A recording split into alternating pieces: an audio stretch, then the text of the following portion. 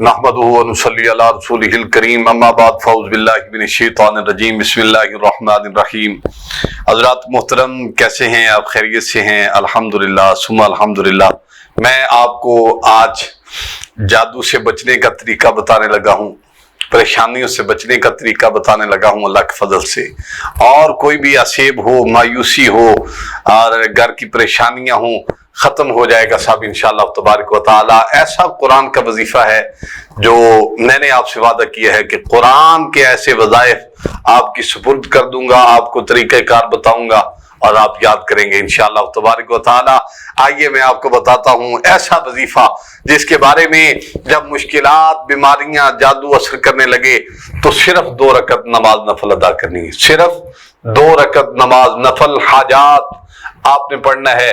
اور پہلا سجدہ کرنا ہے، سجدے کے بعد جب سجدے میں پڑھیں گے سبحان ربی الاعلیٰ، سبحان ربی الاعلیٰ، اس کے بعد آپ نے سجدے میں ہی پڑھنا ہے لا الہ الا انت سبحانک انی کنت من الظالمین 40 مرتبہ، صرف اور صرف 40 مرتبہ آپ نے یہ آیت کریمہ کی تلاوت کرنی ہے۔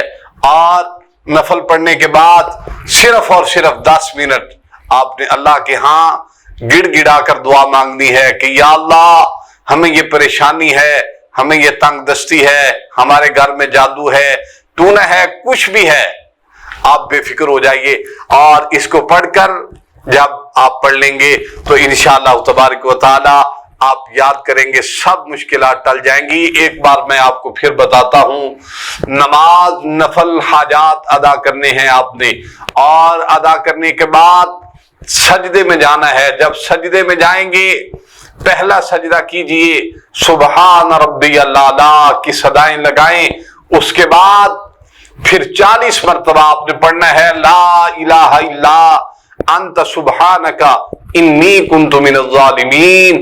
پڑھنے کے بعد آپ نے گڑ گڑا کر نماز نفل کے بعد اللہ کے ہاں صرف اور صرف 5 منٹ 10 منٹ آپ نے یہ دعا مانگنی ہے۔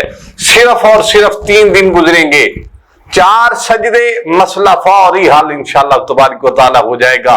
زیادہ دن کی بات نہیں ہو رہی، صرف آپ 2 دن یہ کام کریں اور صرف تیسرا دن آئے گا آپ کی پریشانیاں دور، آپ کے لیے آسانیوں کے فیصلے ہو چکے ہوں گے انشاءاللہ تبارک و تعالی۔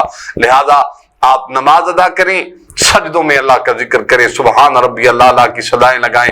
اللہ تعالیٰ آپ کو ہر پریشانی، ہر مصیبت سے، آفات سے، بلیات سے محفوظ رکھے اور آپ کے گھر بار میں برکتیں اور رحمتوں کا نزول فرمائے۔ وآخر دعوانا الحمدللہ رب العالمین۔ السلام علیکم ورحمۃ اللہ وبرکاتہ۔